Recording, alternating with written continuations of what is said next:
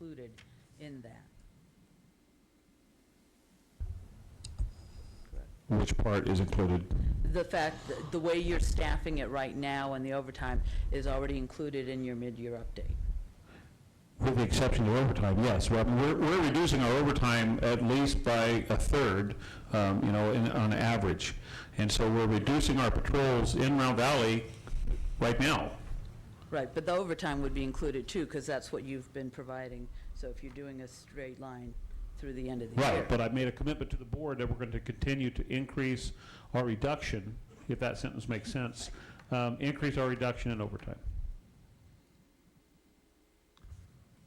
Okay. Okay, so I've got the freeze hiring through June 30th. You've got requests around 2 sets of positions, the Covelo deputies and the animal control officers. Well, without change of direction from this board, the direction is to, as the CEO just stated, the hiring freeze is in place. There will be no hiring. Okay? Now, do we want to change that position? We want to leave it, Supervisor McCown? Well, I don't think the discussion's quite finished yet. And to me, another part of the puzzle is the amount that we might add to the cost savings based on negotiations with units that we haven't finalized agreements with yet. And I know we're very limited in what we can discuss in open session before taking some action in closed session. But without identifying the units, do you have a ballpark of the amount that might be on the table cumulatively? As I explained the last time, the 1.5 million already assumed DSA's involvement. And so what we're looking at is somewhere along those lines, but it's not the total. And then the same with McLeema and the same with the public attorneys. So I think you're looking at a number of partials, and I don't know that it would significantly change the amount we're looking at. Definitely less than 100,000. Thank you. Instead of going and ring around the rosy here, I think it's in board members correct me if this is not the right direction that the board wants to take. The CEO's office has stated that clearly whether it's the Covelo deputies or the animal control officers, they won't be hired unless the budget would change significantly from the $907,000 deficit. If that would turn around or something, then I would like to see the CEO's office be directed to put the hiring of the 2 Round Valley deputies as a priority. Maybe that won't happen. Maybe the budget savings won't come around, or things, or revenues. I think that our revenues from the MTOs and whatnot is going to be more significant in some of the layoffs. But if that happens, then I'd like to see that.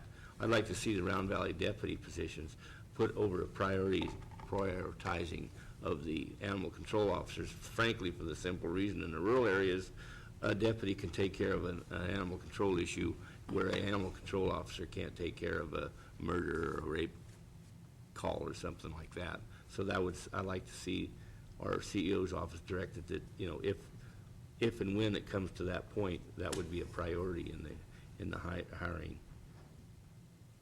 scheme of things. Supervisor Brown?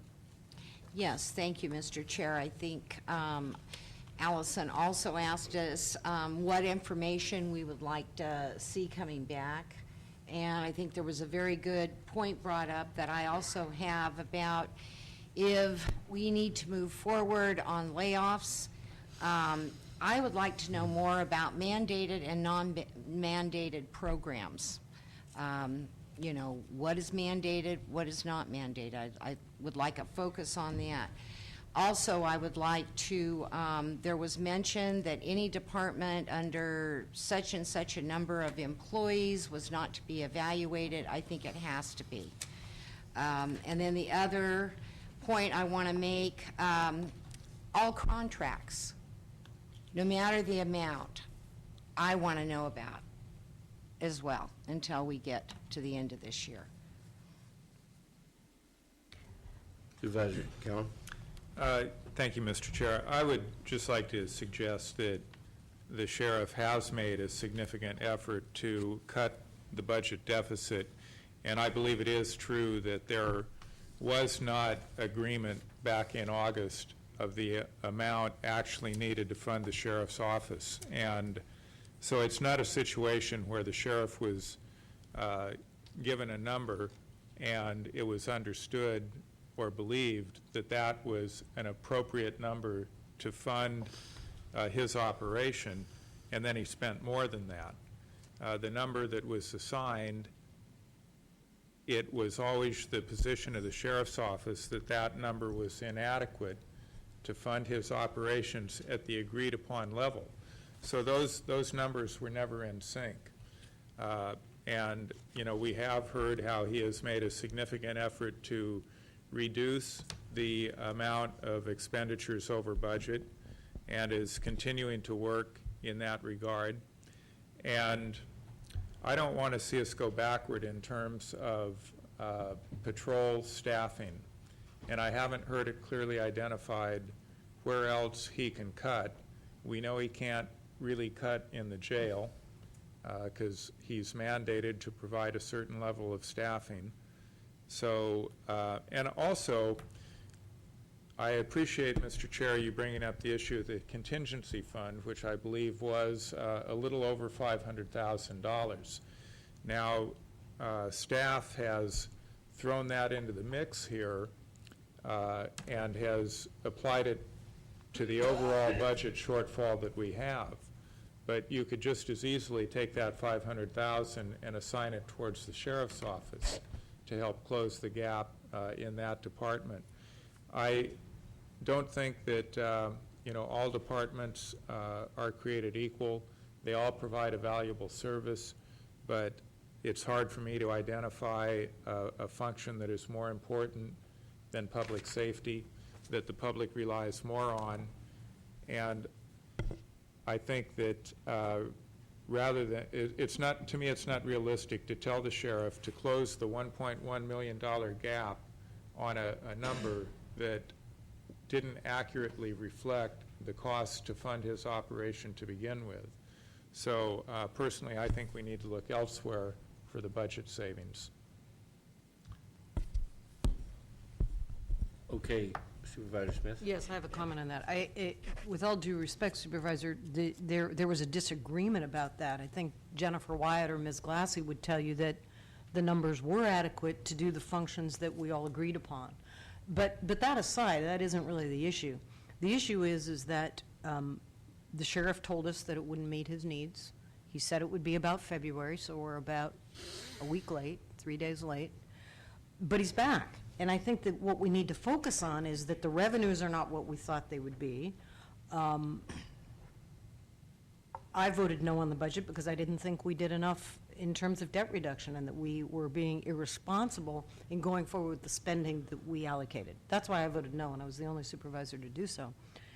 But we've had a dramatic change of events, and I think that what we're trying to do is get every department to agree that they need to meet their budget allocation. And I think that more or less they've done a very good job. We've heard their extenuating circumstances. We've heard the revenues in, revenues out scenario. We've heard, you know, basically three options from the auditor, the planning and building director, and the grand jury. None of them are 100%, of course, what we wanted to hear. But I think to just say that we're going to spread the entire shortfall from the sheriff's office out of the sheriff's office because it just isn't adequate for his function and just send it to the rest of the organization, I have concerns about that because I don't think it's fiscally responsible. I really was hoping that we would engage with a discussion that would look at other options because I think that unfortunately that action is also irresponsible in our budget going forward. It's about cost containment on every level, and until we get those additional funds from the federal government, the state government, law enforcement, is it for the digital bookmobile for the library, wherever it is that we can get monies, broadband, we've got to look